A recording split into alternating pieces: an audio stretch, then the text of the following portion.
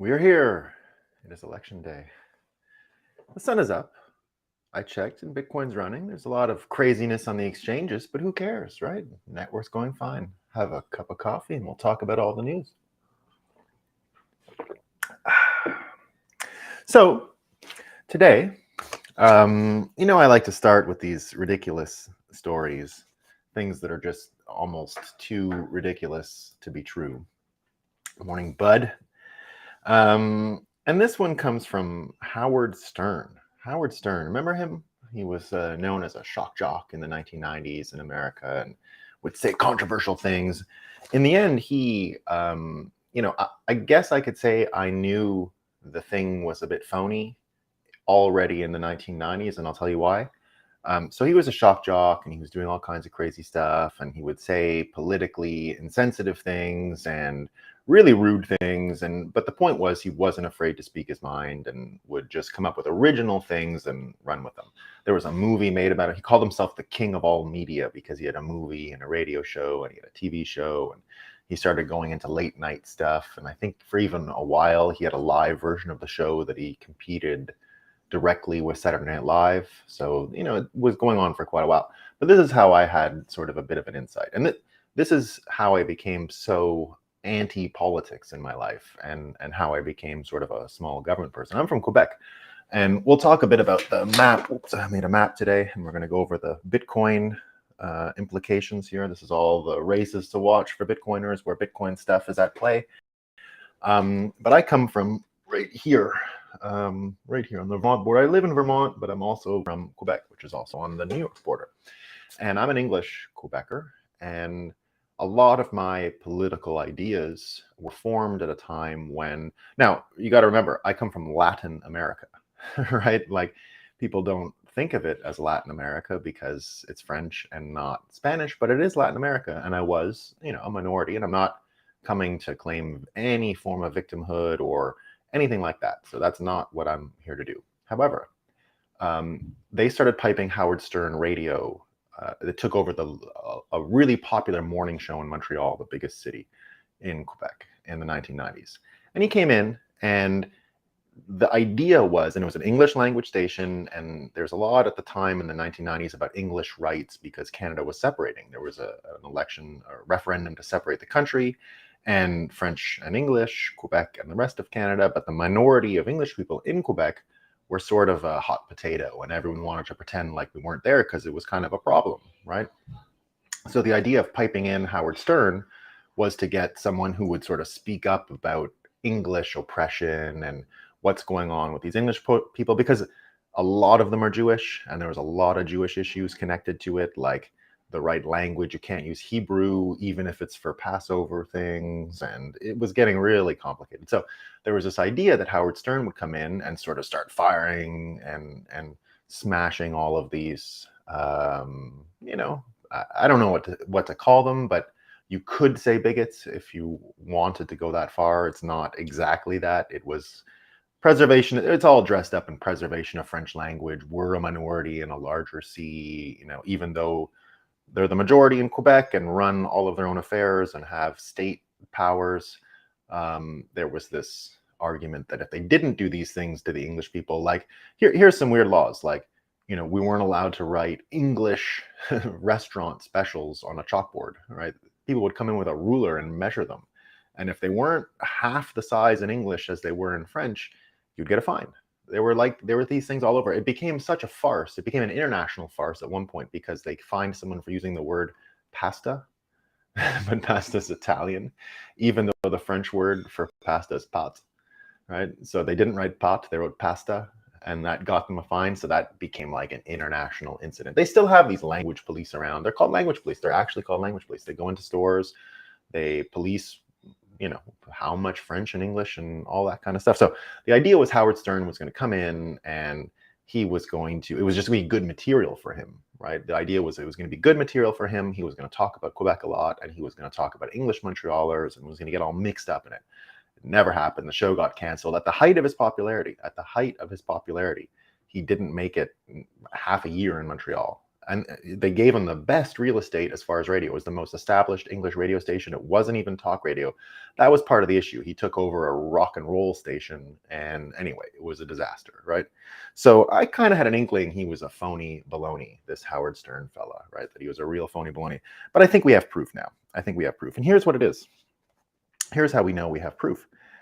All this stuff these days about elections and what's going on, and we've seen, and we've talked about it a lot here, some of the messaging has been really weak around this election, particularly from the Democrat Party, because they're going with this idea of democracy in the future, and we don't know in a few years, and it's complicated, and what are we going to do? Hey, Hey, Dex. Hey, Hyper Bitcoinization podcast.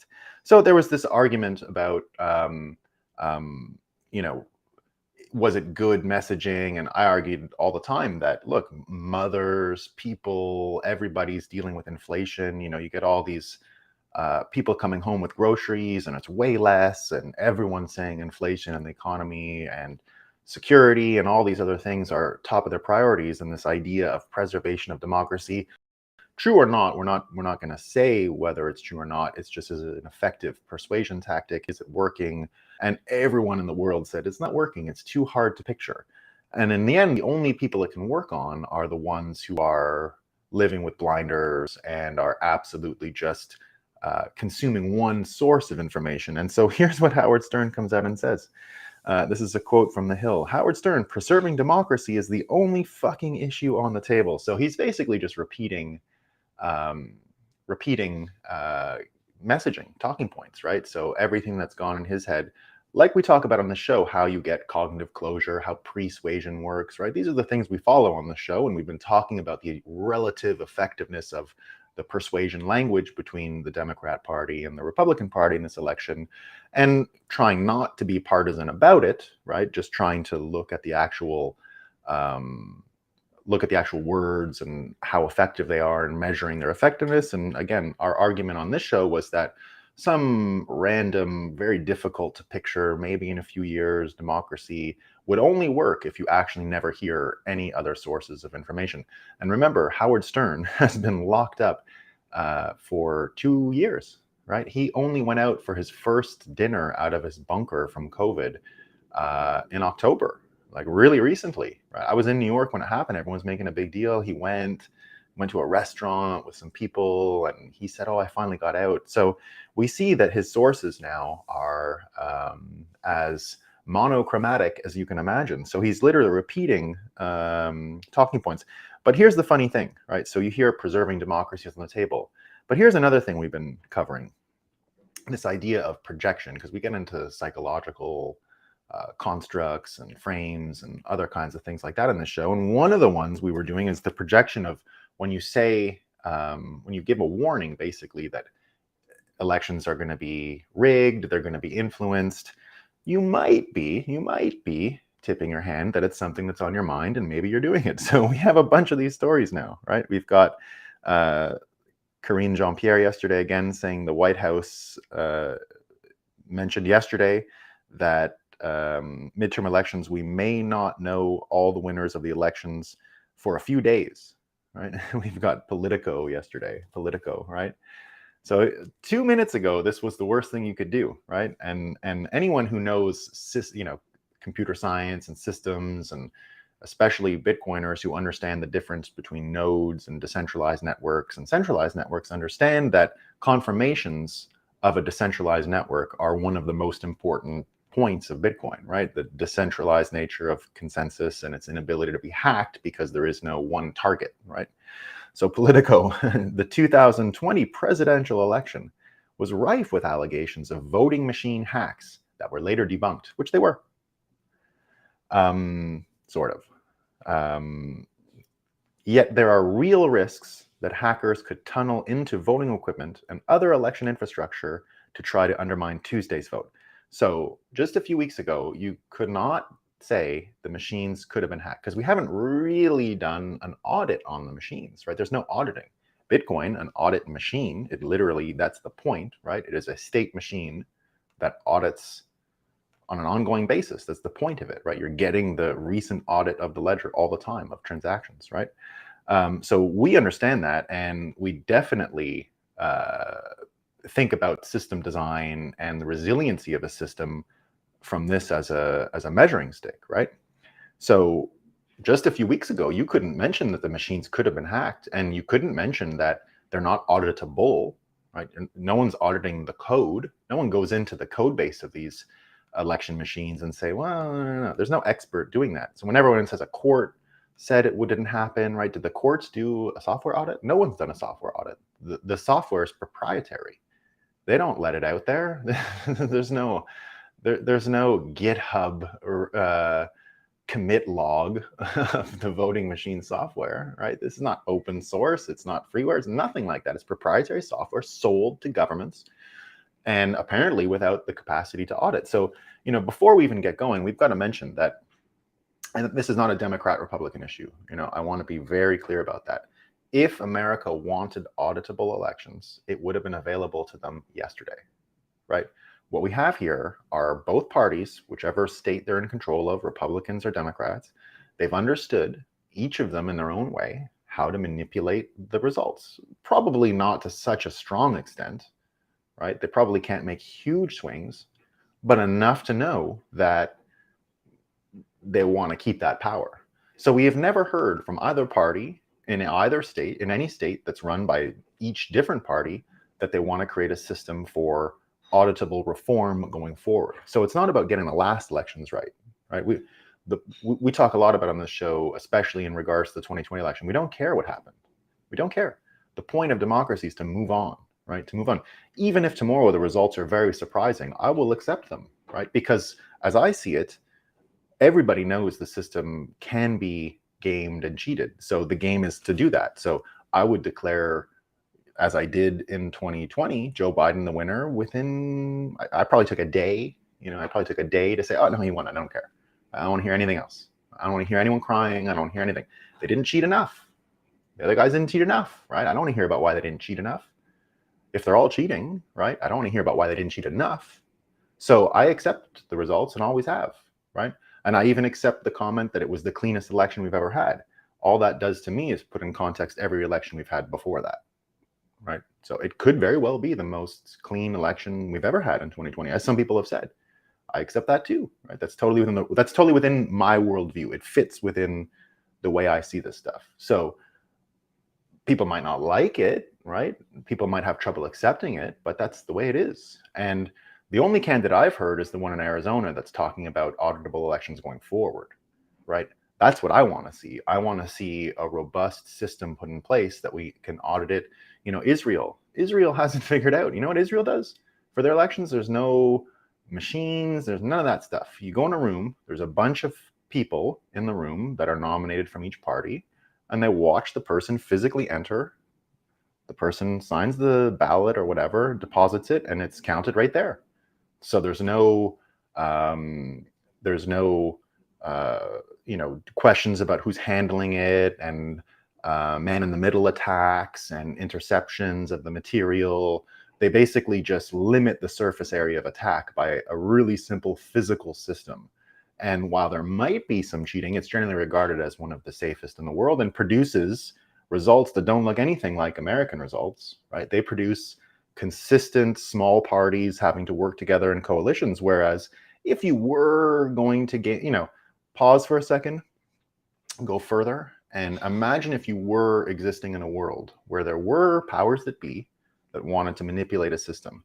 They wouldn't jump in with one party. What they would do is they would game it so that it's always pretty 50-50, really close. And then you put your weight on one side at the last minute and you go the way you want. How is it that in America, I'm just curious, right? I'm just curious how a country with 300 and whatever million people consistently has 50-50 elections almost across the board. Almost across the board. There's only a couple cases where it's not even close. But in general, in America, things are pretty close to right up the middle, right? Now, was it an accident? It could be. I do believe there is a genetic component to political orientation. I've heard Andrew Yang, one of the best things he's ever said. I'm not a huge Andrew Yang fan, but one thing he always said when he was running for the Democrats, which I 100% agree with and appreciate, that Democrats can't just focus on turning Republicans and changing their mind. The point is to accept them for who they are, right? Because they're probably born that way. Because people are likely born either with, a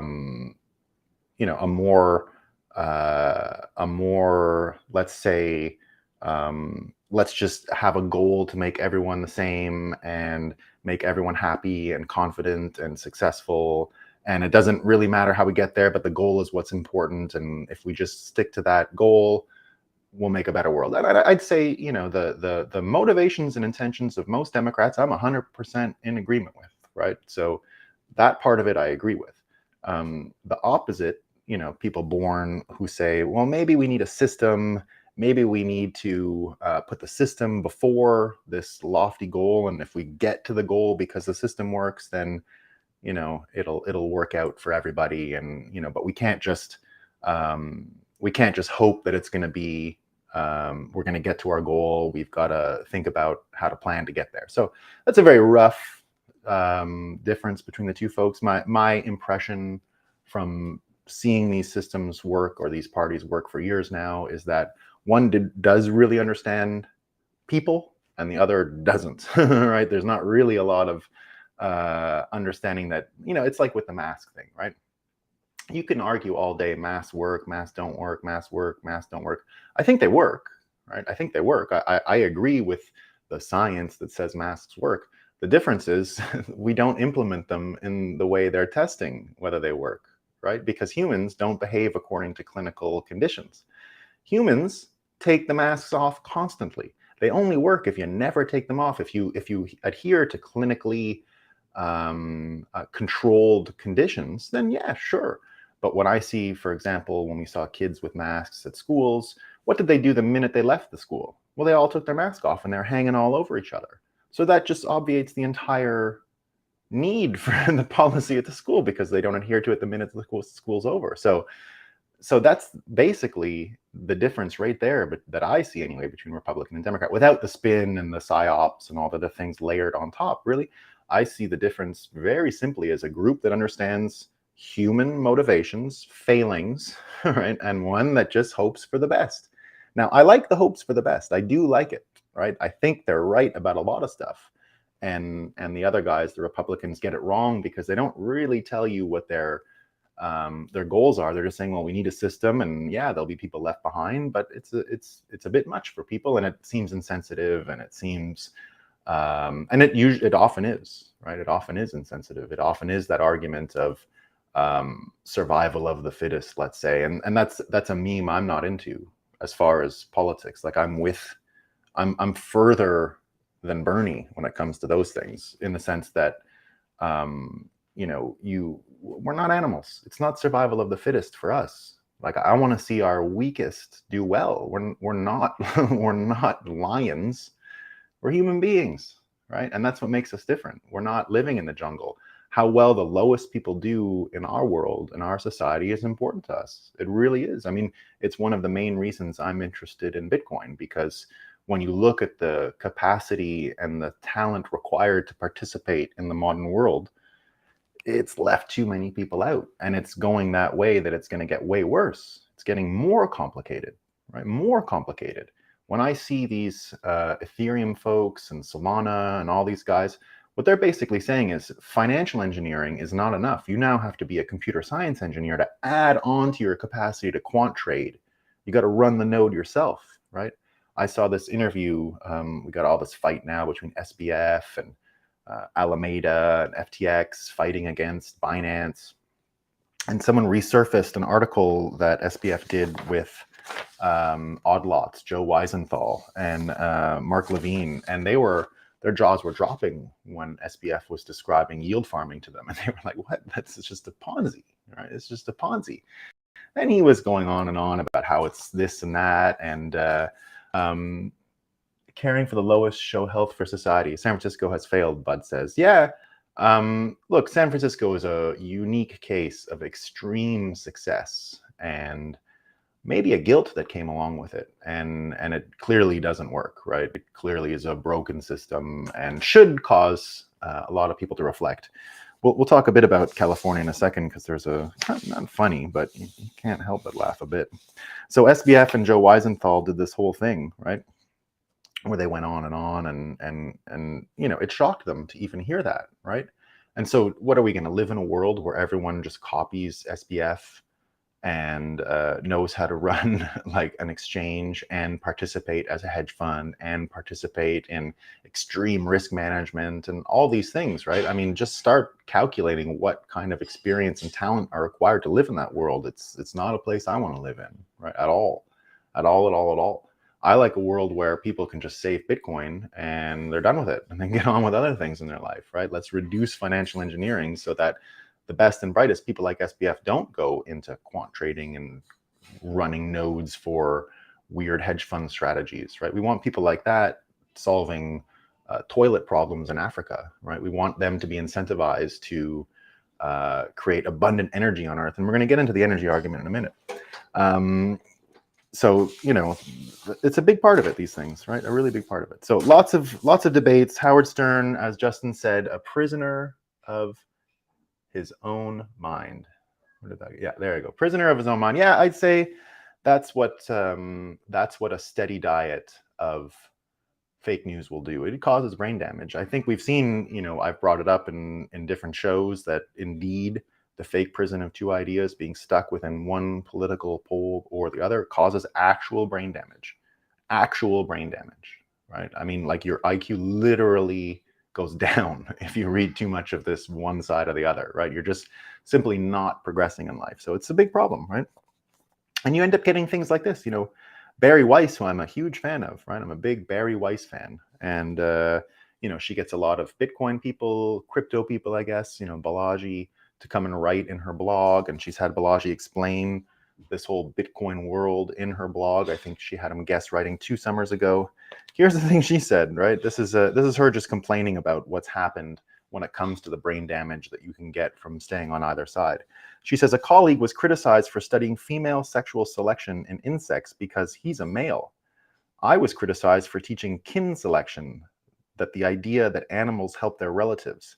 Apparently, this was somehow an endorsement of Trump hiring Ivanka, right? So if you do this, you'll end up just seeing the whole world in these terms. And that's what brain damage looks like worrying that Barry Weiss, who I wouldn't, if you don't know who Barry Weiss is, she was a New York Times writer who defected from the New York Times because it had become fake news, according to her, and joined Substack and is now wildly successful. But she's she's left of Bernie, right? This is I don't think she's a Bernie supporter, but she's definitely on the other opposite end of Trump, and I don't think supports Trump. I think only ever says anything about Trump because she gets lopped in with him because she left the cathedral. She left New York Times and had opinions, and they don't like it. And her entire life would suggest she is never going to be a Republican, has no inclination to be a Republican, but like many Democrats, finds herself a type of refugee now, right? There's no home for her back there. They hate her because she wrote about kin selection and animals helping each other. Nepotism, right? Nepotism. What I just said about survival of the fittest and helping your worst, I'm saying it doesn't actually extend to animals. She's saying maybe it does in some limited cases about animals that are related, right? Yeah, I believe it, right? I believe it. And I guess you're not allowed to study that all the time. But anyway, so we got a lot of stuff. Let's just give a context here. We've seen a lot of polls. Nate Silver, 522, give Republicans a 59% chance of winning the Senate, and 51% if you take some of his older models, which are already useless, he says. So he's had to change a little bit about what's going on. Now, let's do a races to watch. So this is, I think, hey, audio. We're about to go over the races to watch and what the Bitcoin implications are. So my feeling is, let me just move this chair. So my feeling is the main races to watch, and I'll sort of put them in a priority list. I think New York is the #1 race to watch for Bitcoiners. And the reason is there was the mining issues where they put a moratorium on mining, and of course, BitLicense. So even though there's a new mayor of New York City is not the capital of the state of New York. It's the city of Albany, right? Which is like up here, right? So Albany is like up here. So it's quite a ways away. And Albany is where the bit license comes from. It does not come from New York City. It's a special license created by the New York Superintendent of Financial Services, right? So the New York Superintendent of Financial Services. It's like a quasi auditor or attorney general for the state, but just for finance. So they have a kind of a double attorney general, right? So the top lawyer prosecutor of the state is also interested in financial regulation because of the nature of New York City, right? So so what's on the ballot here in New York is the woman who took over from Cuomo, who got Me Too'd out of office. So the woman who he was the leader, he was the leader during the COVID crisis, and then he got Me Too'd and he's gone. So a female, Kathy Hochul, took over, and she's got all kinds of celebrities campaigning for her. She had Cher, Mark Ruffalo. Mark Ruffalo yesterday. He gave business advice to Elon Musk, the guy who plays the Hulk.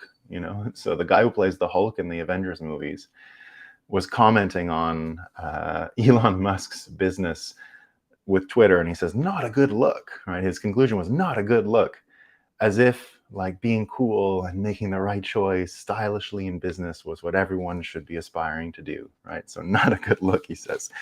And it's just one of those instances, again, where, like, what's this guy doing, right? Of all the people who shouldn't be questioning someone in business, Mark Ruffalo and Elon Musk it's pretty close to the top, right?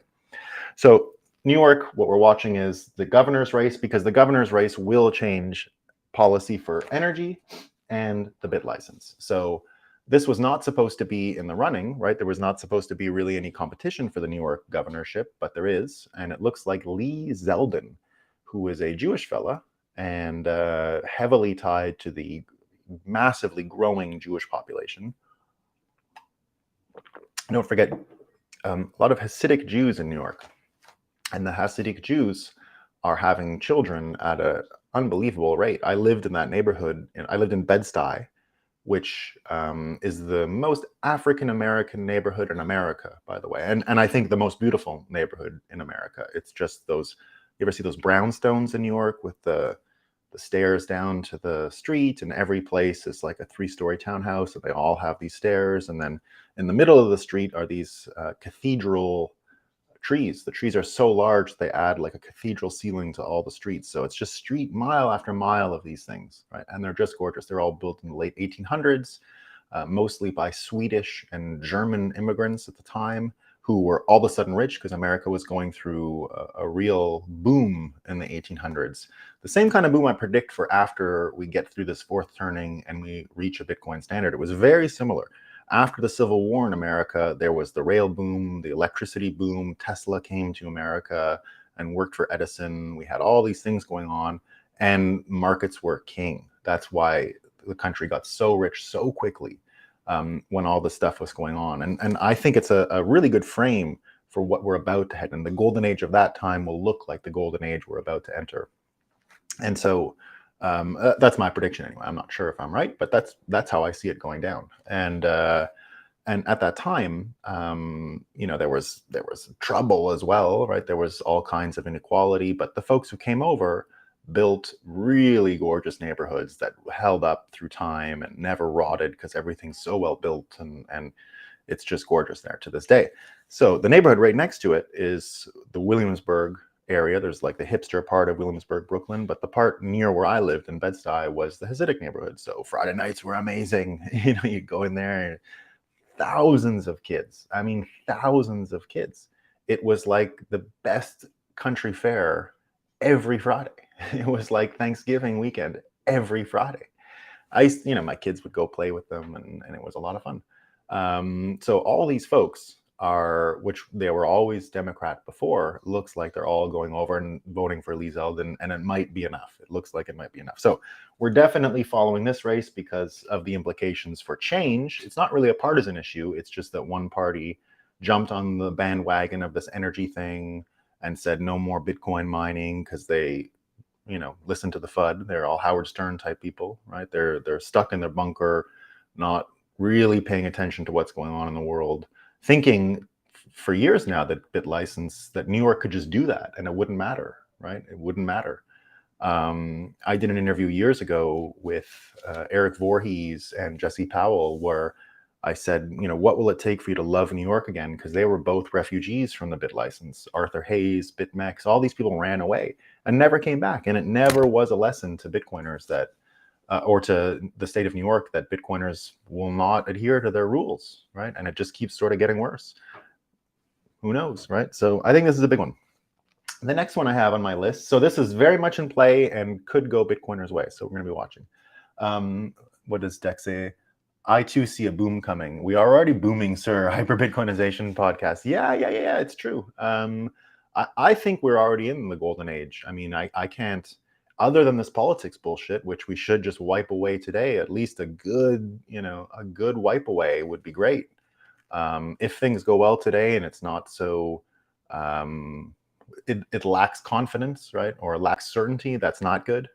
But if we come out of today and there's a clear result, and in either direction, I would say in either direction, a clear result in either direction, the boom will come even closer, right? Because it's just about getting this stuff out of the way, right? It's really just about showing people how close we are to a golden age. And I think we're real close now.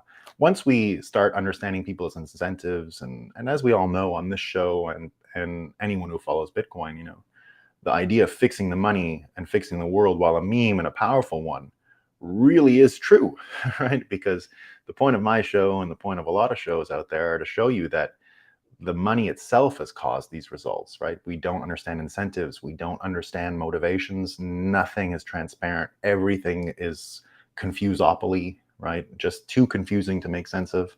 And Bitcoin, of course, straightens all that out, makes incentives plain, and allows us to focus on the things humans should be focused on: individuation, individual growth, and these things, which is not really the priority of the system right now. It doesn't really focus on individual growth, right? You have to do that yourself. And our world, thankfully, offers millions of opportunities for us individually to make these choices. If you're strong enough, smart enough, determined enough, all those things, right? So the next one I want to cover here is Arizona, and it's sort of related to Nevada, so I'll put Nevada. These are both in play, leaning Republican, and the reason why that's important is the following. So the governor candidate's interesting. She's so popular, Carrie Lake. She's never spoken about Bitcoin. She's deep into the politics stuff, so we'll forget her other than her skills and talent, right? Amazingly persuasive, the most powerful persuader I have ever seen. More than Trump. More. She could beat Trump. I believe that. She could beat him. Why this is important is there was a Senate race which wasn't supposed to change. The Senate, the Democrat senator there is a very famous, very popular former astronaut named Mark Kelly. And he doesn't like Bitcoin, unfortunately. But his opponent, Blake Masters, was a former Teal Capital guy, big Ron Paul guy. He was on Ron Paul's original campaign in the 2008 time. I think he was in around the 2008 and as he was trying to come back for 2010 midterms and all that stuff. I retweeted a picture of him recently with Ron Paul at Jekyll Island, where they created the Fed Reserve. That's sort of a libertarian hangout spot where I do want to make a Bitcoin event before the presidential election in 2024 to exercise some of the occult dollar magic out there and really get Bitcoin on an event level anyway, to re-sanctify Jekyll Island, because it looks like it's been tainted. So it's just an optics thing. It's an election thing, but I think it would be a powerful message, and that's why folks like Blake Masters and Ron Paul would go to Jekyll Island, because I'm not the first person to think of talking about the future of the dollar in the context of the creature from Jekyll Island. Exercise. Yeah, it's an exorcism. We're going to do an exorcism there. Yeah, that's exactly what we're going to do. Yeah, it's pure exorcism. So Blake Masters was a former Teal Capital fella. I don't know what he did there exactly, but he worked for, I guess, Eric Weinstein is on the scholarship or the funds or whatever. I'm not sure where all these people fit, but he worked for Peter Thiel in that libertarianish world, and he's a Bitcoiner. a proclaimed devout Bitcoiner, has said it out loud, has underlined what he is. And here's why it's interesting. So one of the big political issues here in Arizona is water, right? This is all desert. And that astronaut, and it looks like this was the decapitation shot that Blake Masters used. Now he's riding on the coattails of Carrie Lake. So he's going to win, I predict, because of Carrie Lake. She's so popular. But let's give him some credit for what he did, and it's this. In the debate with Mark Kelly, it turns out Mark Kelly has voted to divert water that would otherwise go to Arizona back to California. And he made an argument, well, California's economy is so important and Arizona benefits from California being rich, and all probably true things, right? You could probably construct an argument that supports what Mark Kelly, the astronaut, is saying. But here was the decapitation shot. Blake Masters called him the third senator from Arizona. Now, if you don't know this, in America, every state, for the purposes of federalism, has 2 senators. Doesn't matter how big or small. California 2, Vermont 2. The House is proportional representation. So Vermont can't even muster enough to technically have 1 congressman. They get 1 just because of fairness. So they get 1 congressman, right? Because there's not even 500,000 people, and each seat in America is a roughly 500,000 people, right? Sometimes more, sometimes less. So Vermont gets 1 seat. California gets, I don't know, 60, 70, 80, 90. I don't even know how many they get, but that's because it's population. But Senate, each one gets 2, junior, senior. So Blake Masters called him the third senator from California, right? Because he's not voting in the interests of Arizona, he's voting in the interests of California for water. So a pretty fundamental thing that most folks in Arizona are sensitive to. So it looks like he cut his head off with that. But here's the thing. When he cut his head off, he said, I don't care about the water in California. Their future is small modular nuclear reactors up and down the California coast in order to desalinate water and deal with their energy grid problems. Because if you didn't know, California, the 4th biggest economy in the world, bigger than Germany, right, has worse electricity problems than Germany, right? It's a disaster. It's a disaster, right? Really screwed up, especially in terms of energy, the grid, constant brownout warnings. The minute it gets hot, grid is down. They don't have internet sometimes because they don't have electricity, right? It's starting to look like an underdeveloped area with what they're putting up with. And I don't think it's going to continue. I think the stress is good. They're learning how to improve their grid, but I believe they're going to jump 2 feet in now to these nuclear reactors. So having a Bitcoiner here forcing California to deal with its problems actually will bring huge change. And if you didn't know, right here in LA, already to show you the changing mindset because of the trouble, even Katy Perry, an in-the-bag Democrat, who I respect greatly now. I love Katy Perry now. I don't think I disliked her before, but I really respect her now. She came and showed everyone she voted for a Republican mayor yesterday. Now, I'm not a Republican. I'm not even an American, right? I'm not a Republican. I like a lot of Republicans and definitely agree with a lot of Republicans, but I'm a little more in the world where what Elon Musk said yesterday. Now, if you didn't know this, Elon Musk urged everyone to vote Republican yesterday for the purpose of having a divided leadership, which is what I like. I like in parliamentary systems, like in Canada, a minority parliament, so they're always fighting and never doing anything. And in the United States, I definitely like when the parties are checks and balances on themselves, right? That's good. That's really good, right, when that happens. So what Elon said yesterday, he definitely put his finger on the scale, and I was shocked when he did it, but I processed it more, and his explanation, to me anyway, makes a lot of sense. And for someone to come out and say that, it's great because Katy Perry modeled it right after. Like, I don't think you have to be a Democrat.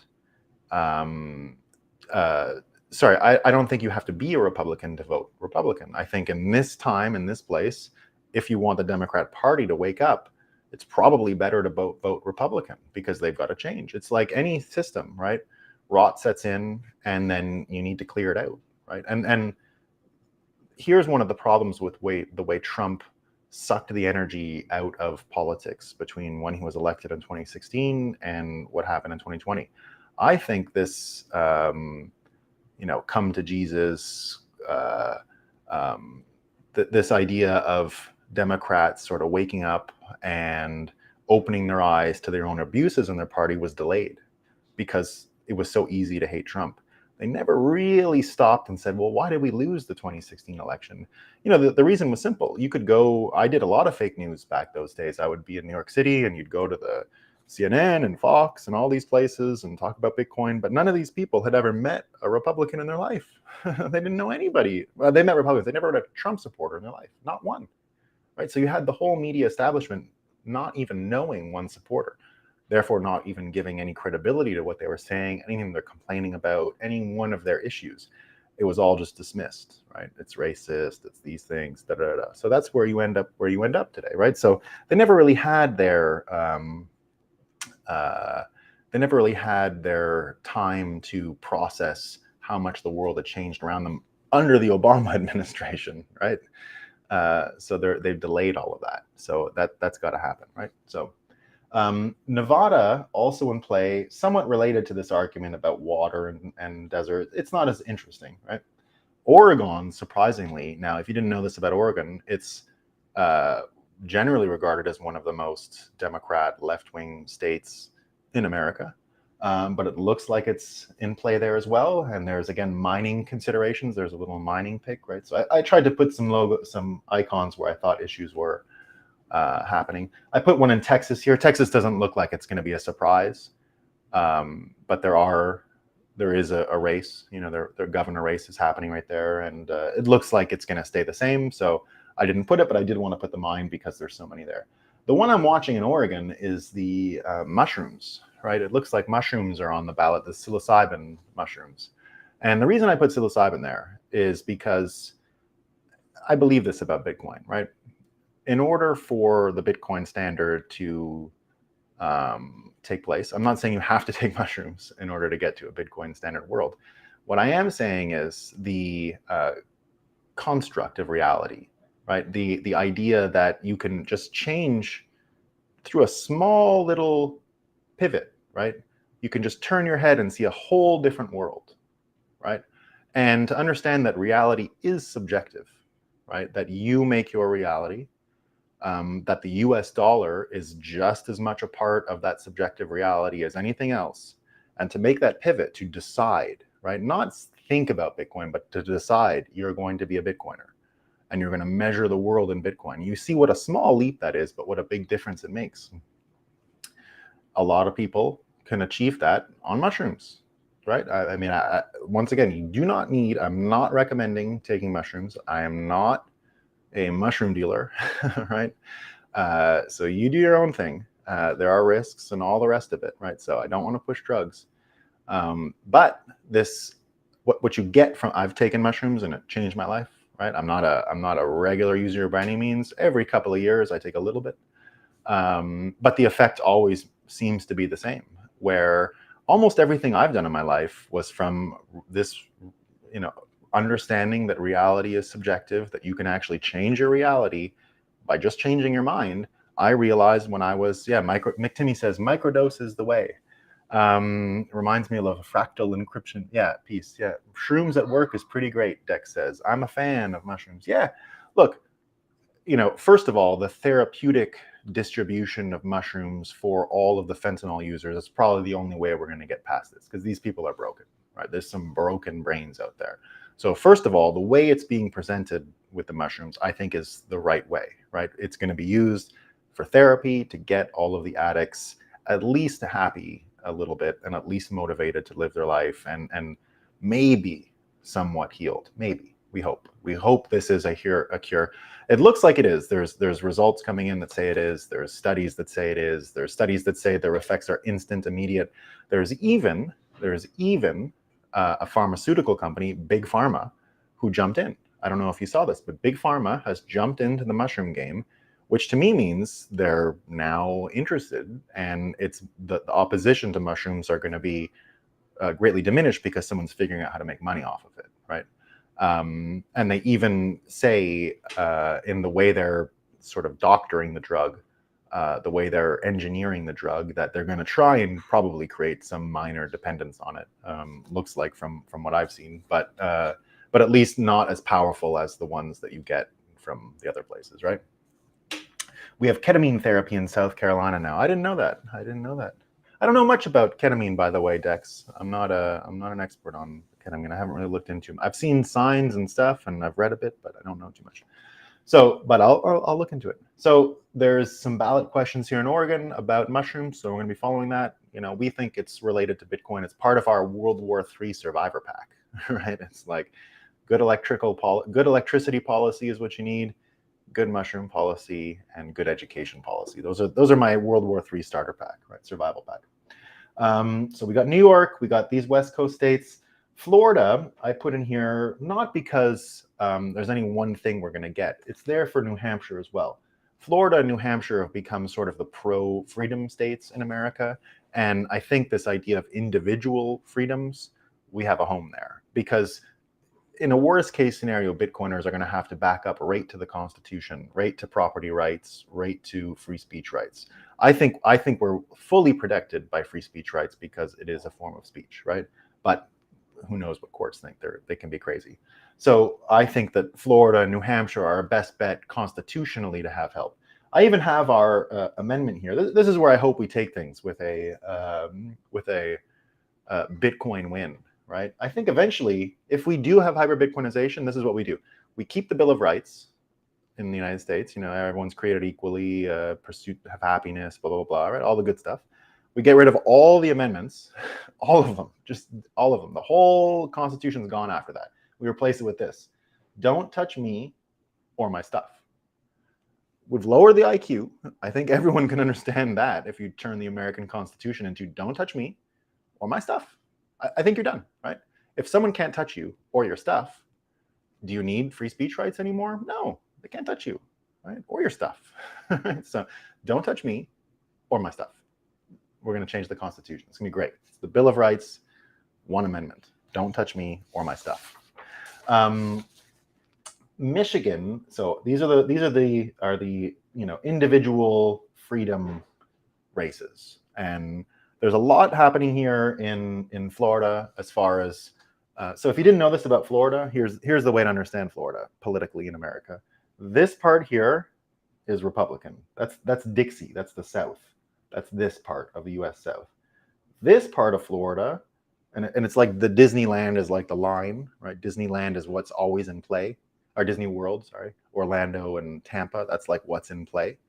Because when you get south, this becomes Miami right here, and that is generally totally Democrat, right? Generally. So it's like blue at the bottom, politically blue, red at the top.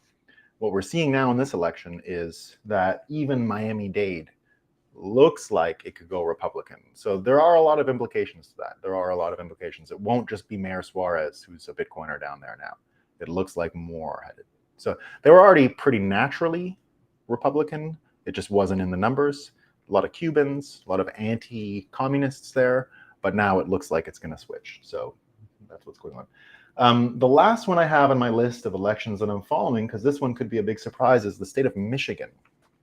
And the reason I put Michigan here is education. The main issue in Michigan, everything's broken down to education. And it's a fight between charter schools and not charter schools, because they have a very strong public infrastructure there, but that it looks like created a lot of anxiety and resentment during the COVID times and the lockdowns, particularly because the governor said she never locked down more than 3 months or something. And every parent knew that was absolutely not true. It was locked down for 2 years, one of the largest lockdown states for education in the union. So what's happening here is this whole election is now turning on education and is promoting, the Republican candidate is promoting charter schools as like a major principle within the election. And so I keep it there because this part of America, here's a way to understand America, right? Here's a really great frame for America as a Canadian. This is how I understand America and what role Canadians or relationship Canadians have to it. So here it is. Just imagine Canada here, right, on top. Here's a way to understand it. We have our maritime provinces here. You can call this New Britain, right? New Britain, right here. I'll take my marker, right? You can call this New Britain, right? And the next one here is the Foundry, which you can know as the Rust Belt, or this is called the 9 Nations of North America. You don't need to, they're not real countries, right? But people who say, oh, they don't, Europeans, when they look at a map of America, it's like 3 countries: Mexico, United States, Canada, but it's not really a guide to what's going on there culturally. There are 9 nations, right? I'll show you what they are. So you've got New Britain, you've got the Rust Belt, the Foundry, but that includes this part of Canada, Southern Ontario, Toronto, where I am right now, which is like right here, right? So that's all of this. New York State, Pennsylvania, Michigan, into Canada. Then you've got Dixie, right? Dixie. Then you've got Florida and the islands, right? Then you've got Mex-America, which is Texas all the way to Southern California, right? Then you've got the breadbasket, which is all the food and business, right? Then you've got Cascadia, which is the mountains, the Rocky Mountains that come up here. And that's from Calgary all the way down to Oklahoma and Colorado and these places. And then you've got Ecotopia, which is a small sliver of land right there. And then, of course, sorry, I made one mistake. You've got Quebec, which is the most, where I'm from, the most self-aware of them. So that's 9. 1, 2, 3, 4, 5, 6, 7, 8, 9. So Ecotopia, right? Cascadia, this is where you get like Mormons, polygamists, right? We have, Canada has it all too. It's the Rocky Mountain people, right? It's just the thing, right? It goes right down here. This is all the big corn farms and wheat farms and all that stuff, right?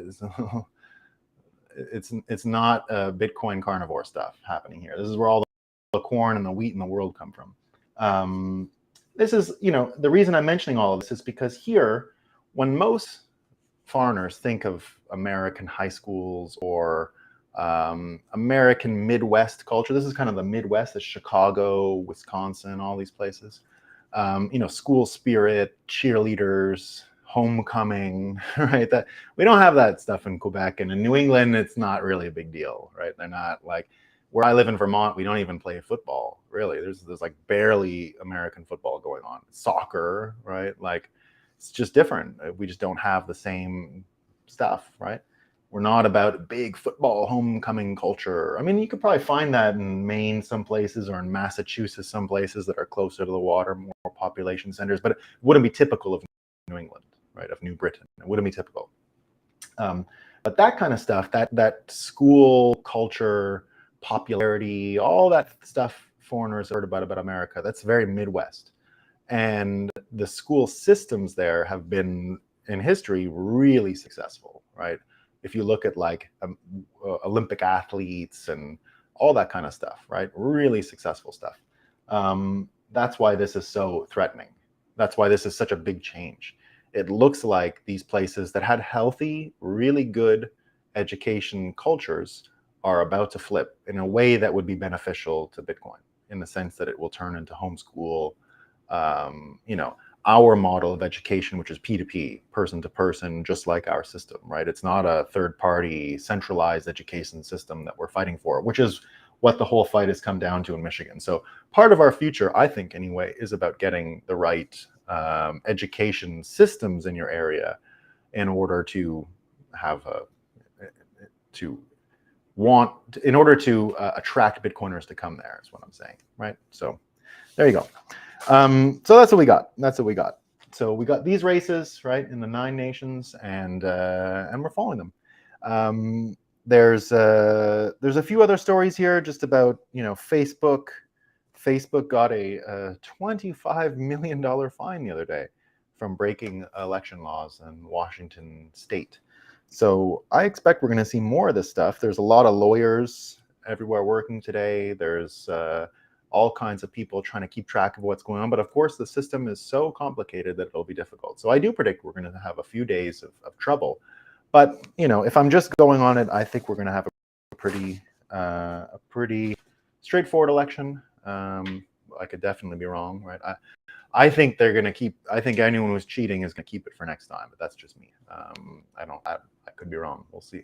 All right, but everyone, tune in tonight. We're going to cover all of it on Bitcoin Magazine. We're going to use one of my models. We're going to go through these races. We're going to have a look, and we're going to cover it all. Join us 9 o'clock tonight, Eastern time. All the results coming in. We'll see how all these races did, and we'll catch up. Right? We will talk about mushrooms only.